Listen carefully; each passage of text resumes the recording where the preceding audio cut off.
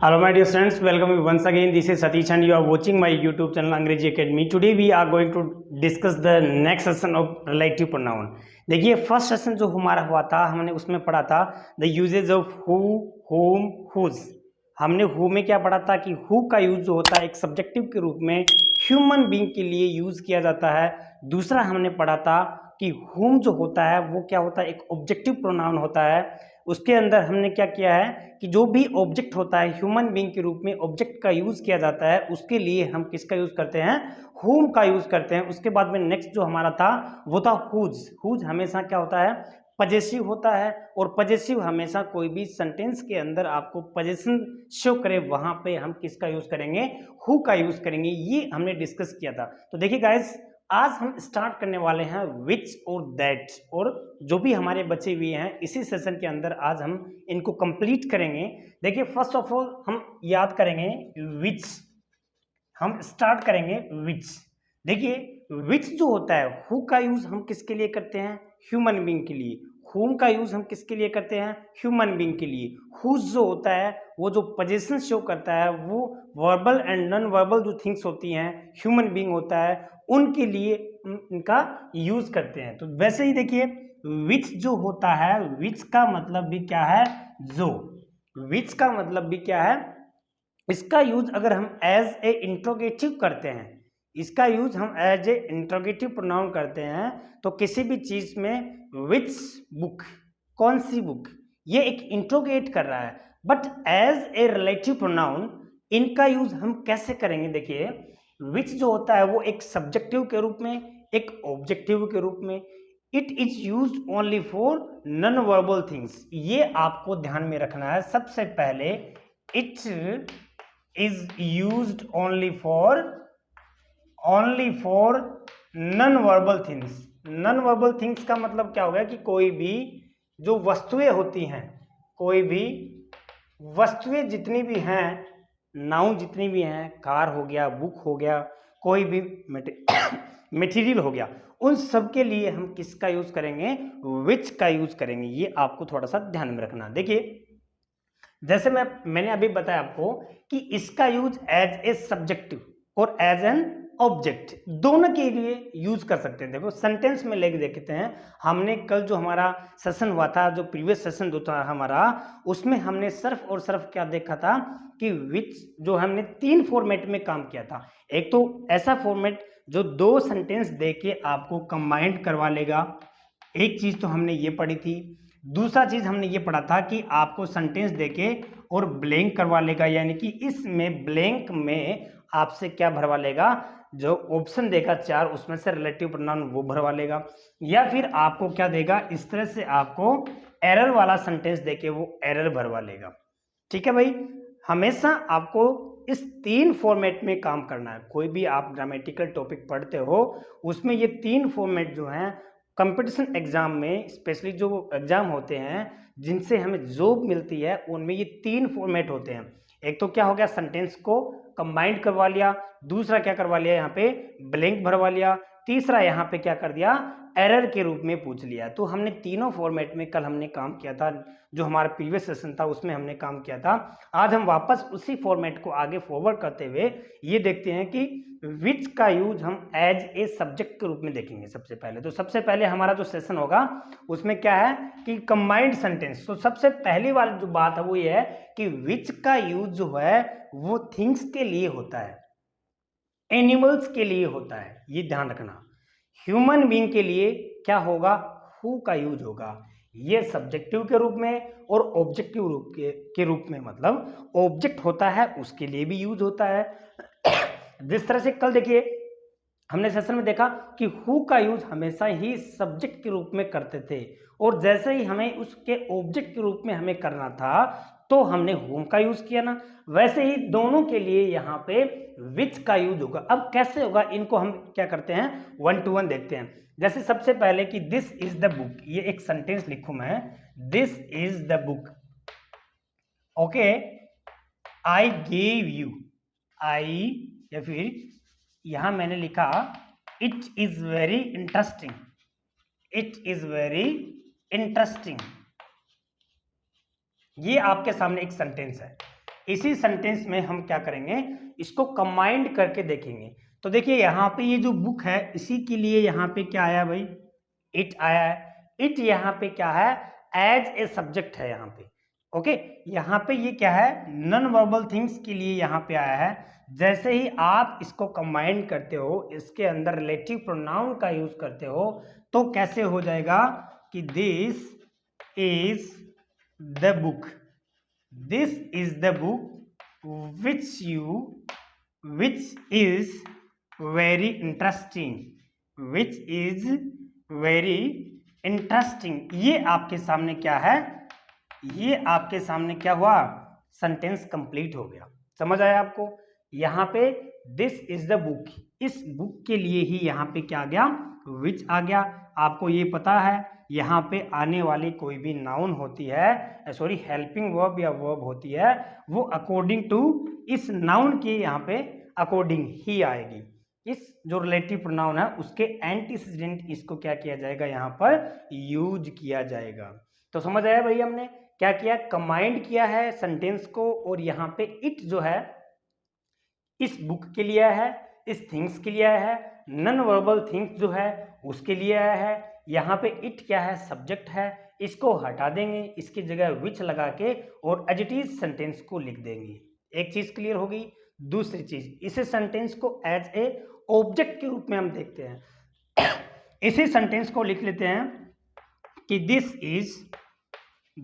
Is the book.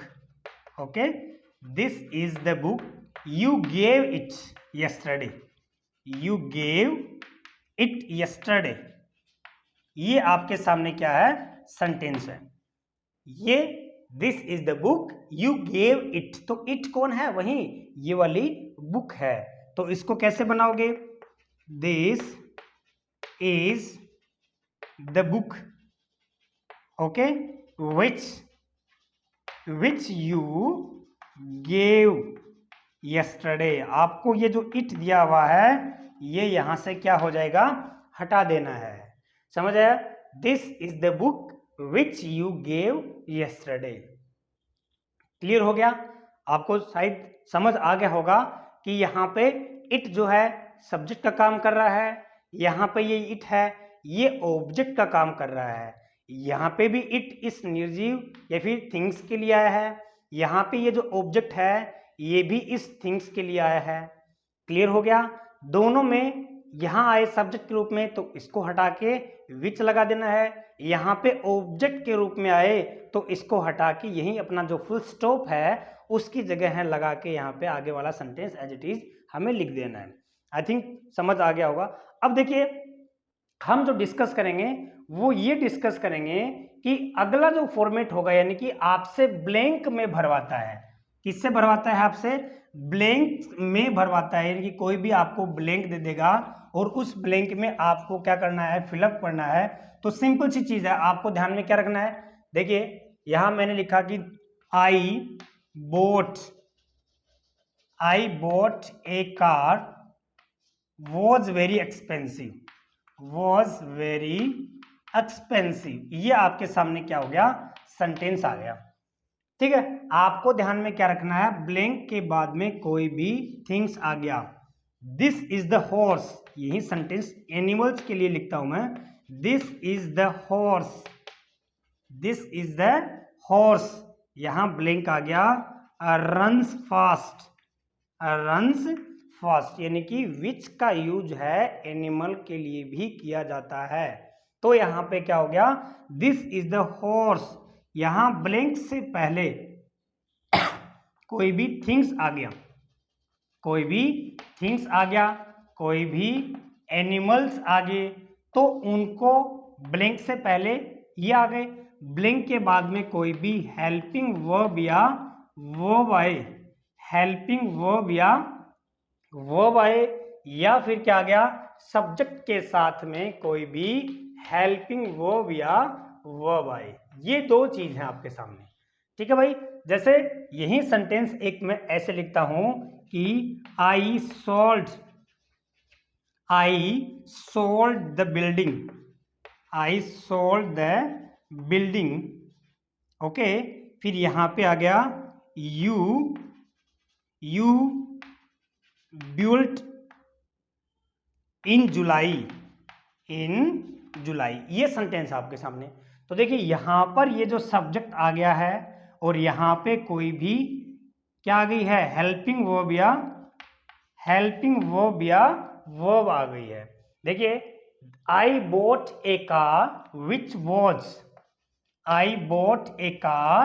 Which was very expensive. मैंने एक car खरीदी जो क्या थी, बहुत ही एक्सपेंसिव थी। ओके, उसके बाद में आता है कि this is the horse which runs fast. तो यहां पे सीधी क्या आ गई है, मेन वर्ब आ गई है। ये वो हॉर्स है जो बहुत ही तेज दौड़ता है।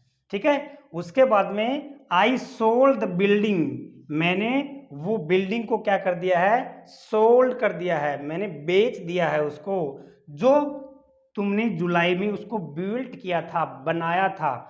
तो फिर यहाँ पे हम किसका यूज करेंगे, विच का यूज करेंगे। क्लियर हो गया। इस तरह से आपका जो ये ब्लैंक है, इस ब्लैंक में आपको इस तरह से पूछ सकते हैं। उसके बाद में हमारा जो नेक्स्ट जो आता है फॉर्मेट, जिस पे हम काम कर रहे हैं, तीनों फॉर्मेट पे हम काम कर रहे हैं, वो तीनों फॉर्मेट में 2 फॉर्मेट हमने देख लिए हैं। उसके बाद में देखिए यहां पे ये आ गया कि this is the school,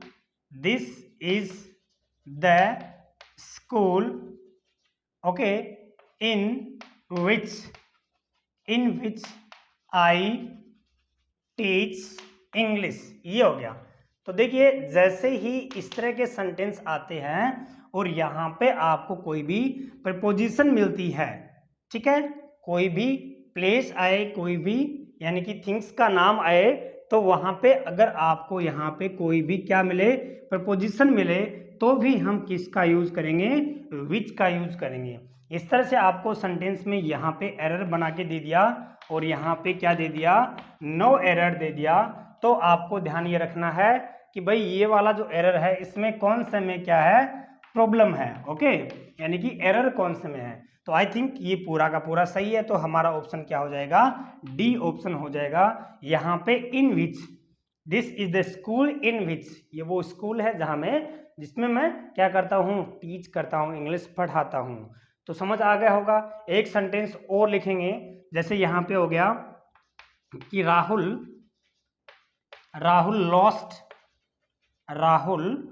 lost the book या फिर the pen who you gave in the school, ये सेंटेंस आ गया। ओके, ये सेंटेंस आ गया और इसका आपने क्या बना लिया, एरर बना दिया। इसका आपने क्या बना दिया, एरर बना दिया। यहां हो गया ए, यहां हो गया बी, यहां हो गया सी, यहां हो गया डी। ठीक है भाई। तो इसमें आपको क्या ध्यान रखना है कि राहुल लॉस्ट द पेन, ये भी सही है, लेकिन यहाँ पे जो हु है इसका यूज ह्यूमन बीइंग के लिए किया जाता है, इसलिए यहाँ पे इस ह्यूमन बीइंग को, यहाँ पे हु को क्या करेंगे, रोंग हो जाएगा और इसकी जगह क्या आ जाएगा, विच का यूज हो जाएगा। यानी कि ऑप्शन बी हमारा क्या हो जाएगा, आंसर हो जाएगा। इस तरह से आपका जो विच है उसका यूज इस तरह से तीनों फॉर्मेट में किया जाता है। अब हम नेक्स्ट के बाद में नेक्स्ट जो हमारा आता है वो आता है दैट। ओके, दैट का मतलब भी क्या होता है, जो। कई बार हमारे प्रॉब्लम सामने ये आ जाती है कि कोई भी ह्यूमन बीइंग हो गया या फिर कोई भी एनिमल बीइंग हो गया, दोनों अगर साथ में हो तो फिर किसका यूज करें, हु का यूज करें या विच का यूज करें। ओके, तो ये चीजें कंफ्यूज हमारे जब माइंड में क्रिएट होती है, तो उसके लिए हम कंबाइंड में जो कोई भी चीज आती है, उस कंबाइंड में कोई भी नाउन को शो करने के लिए, उसमें उसको जो नाउन होती है उसको रिलेट करने के लिए जो रिलेटिव प्रोनाउन जो काम आता है, उसके लिए हम किसका यूज करेंगे, दैट का यूज करेंगे। अब देखिए इनमें कुछ सेंटेंसेस लेके हम देखते हैं कि उन सेंटेंसेस में, सबसे पहले मैं आपको यहाँ पे काफी सारे सेंटेंसेस लिखता हूँ, उस सेंटेंसेस में हम लेके ये देखते हैं कि इनका यूज कैसे किया जाता है। देखिए मैंने आपके सामने कुछ सेंटेंसेस लिखे हैं जिसमें आपको ये दिख रहा है कि the teacher and his dog. आपको ये देखना है कि सबसे पहले हमारी जो बात ये आती है कि अगर अकेला टीचर है तब तो हम किसका यूज कर देंगे, हु का यूज कर देंगे। बट यहाँ पे टीचर के साथ में कलेक्टिवली यानी कि उसके साथ कंबाइंड होकर क्या आ गया, उसका डॉग आ गया, तो दोनों को इंडिकेट करने के लिए हम किसका यूज करेंगे, दैट का यूज करेंगे। तो आपको ये ध्यान में रखना कि जैसे ही ह्यूमन बीइंग के साथ में कोई भी दूसरा नाउन जुड़ता है, कोई भी ह्यूमन बीइंग के साथ में मिलकर कोई भी दूसरा नाउन जुड़ता है यहाँ पे, तो वह क्या हो, एनिमल हो या फिर वह क्या हो, कोई भी थिंग्स हो। जिस तरह से यहाँ पे क्या है, the teacher and his dog, teacher and उसका जो डॉग है, तो उस दोनों के लिए हम विच का यूज नहीं कर सकते, बिकॉज यहाँ पे क्या आ गया, ह्यूमन बीइंग आ गया। यहाँ पे हम एनिमल जो है वो उसके लिए हु का यूज इसलिए नहीं कर सकते क्योंकि यहाँ पे क्या आ गया, जो आपका यू है एनिमल बीइंग आ गया। तो इन दोनों को कंबाइन करने के लिए हम किसका यूज करेंगे, दैट का यूज करेंगे। तो आपको सबसे पहला जो पॉइंट है वो ये नोट करके रखना है कि जैसे ही ह्यूमन बीइंग के साथ में कोई भी थिंग्स या कोई भी नाउन आती है, अदर नाउन यानी कि ह्यूमन बीइंग के अलावा, यहाँ पे क्या हो गया, एनिमल हो गया, the teacher and his dog that are walking there, clear है। उसके बाद में यहाँ क्या आता, the man and his book, यहाँ पे ह्यूमन बीइंग के साथ में कोई भी थिंग्स आ गया, तो यहाँ पे दोनों को कलेक्टिवली शो करने के लिए, यहाँ पे कंबाइंड शो करने के लिए हम किसका यूज करेंगे, दैट का यूज करेंगे। ओके, उसके बाद में क्या आता है कि the girl and her bag, the girl and her bag, तो यहाँ पे क्या हो गया, गर्ल आ गया, ह्यूमन बीइंग आ गया और यहाँ पे कोई ना कोई थिंग्स आ गया, तो उसके लिए भी हम किसका यूज करेंगे, दैट का यूज करेंगे। आई होप आपको पहला रूल समझ आ गया होगा। पहला रूल जो है वो इसमें ये रखना है कि ह्यूमन बीइंग के साथ में कोई भी एनिमल आए या कोई भी थिंग्स आए, एंड से जुड़े कोई भी दो नाउन ह्यूमन बीइंग के अलावा, एक तो ह्यूमन बीइंग हो गया, दूसरा कोई भी नाउन उसके साथ जुड़े, तो हम किसका यूज करेंगे, दैट का यूज करेंगे। क्लियर हो गया। अब हमारा सेकंड जो rule, okay let's hear with these words, ये जो मैंने वर्ड्स लिखे हैं उन वर्ड्स के साथ में भी हम दैट का यूज करेंगे। ओके, यहाँ पे वो कौन कौन से वर्ड्स हैं, all, everything, nothing, they only, the same, any, the few और द लिटिल। ये जो वर्ड्स हैं इनके साथ हमेशा किसका यूज करेंगे हम, ये जो रिलेटिव प्रोनाउन दैट है उसका यूज करेंगे। ओके, यहाँ पे आपको ध्यान रखना है, ऑल हो गया, एवरीथिंग हो गया, नथिंग हो गया, द ओनली, द सेम, उसके बाद में एनी, द फ्यू और द लिटिल, ध्यान रखना। अब इनके हम सेंटेंसेस लेके देखते हैं। All that glitters is not gold, वो हिंदी में नहीं कहते क्योंकि हर चमकती हुई चीज सोना नहीं होती। ओके, तो यहाँ पे ऑल शब्द आ गया है। ऑल एक ऐसा वर्ड है जो अपने साथ में कौन सा रिलेटिव प्रोनाउन लेगा, दैट का यूज होगा उसमें। Okay, are you getting me not. यहाँ पे दूसरा कह रहा है कि I have given you everything, देखिए यहाँ पे ये क्या आ गया, इसमें एवरीथिंग आ गया, दैट आई हैड, जो मेरे पास था, एवरीथिंग वो मैं आपको क्या कर चुका हूं, दे चुका हूं। तो यहाँ पे जो दैट आया है वो इस एवरीथिंग के लिए आया है। ओके, समझ आया। उसके बाद में क्या हो गया, सी गोट द लिटिल, देखिए यहाँ पे द लिटिल या फिर द फ्यू, अभी मैंने बोला कि द फ्यू जो है वो काउंटेबल नाउन है उसके लिए आएगा, द लिटिल है वो अनकाउंटेबल नाउन के लिए आता है। तो यहाँ पे क्या हो गया, द लिटिल, यहाँ पे अनकाउंटेबल नाउन हो गई, यहाँ हमने किसका यूज कर लिया, दैट का यूज कर लिया। She got the little money that she lost, उसने वापस गोट कर लिया वो जो मनी था सारा का सारा जो वो खो चुकी थी। तो यहाँ पे किसका यूज किया हमने, दैट का यूज किया है। उसके बाद में क्या आता है, आई डिड नथिंग, देखिए ये जो नथिंग वर्ड आया है और हमने इसमें किसका यूज किया है, दैट का यूज किया है। तो दैट का यूज, एक ये वर्ड हो गया नथिंग, दूसरा क्या हो गया, the same, this is the same book, this is the same book that I right, जो मैंने पढ़ी वो सेम बुक है ये। इस तरह से पहला जो रूल था हमारा वो क्या था कि जब कंबाइंड जब होते हैं, दो नाउन जुड़ते हैं यहाँ पे अलग अलग कैटेगरी के, तब हम दैट का यूज करेंगे। फिर यहाँ पे आपके सामने कुछ वर्ड्स दे रखे हैं, इन वर्ड्स के साथ में हम किसका यूज करेंगे, यहाँ पे इस दैट का यूज करेंगे। तो ये वर्ड्स आपके सामने दे रखे हैं, इनको नोट डाउन करके रख लीजिए और अच्छे से इनको आपको क्या करना है, रिमाइंड करना है। जब भी whenever you find these words in any competitive exam then you have to use that. Okay, clear हो गया। अब नेक्स्ट क्या है कि इन सुपरलेटिव डिग्री, जब भी whenever you find superlative degree in any sentences then you have to use that, okay. यहाँ पे सुपरलेटिव डिग्री का ध्यान रखना। सुपरलेटिव डिग्री में स्पेशली या तो मोस्ट का यूज होगा, द का यूज तो होता ही होता है, मोस्ट का यूज होगा या फिर ईएसटी का यूज होगा, ये आपको ध्यान में रखना है। Okay, look at the sentences.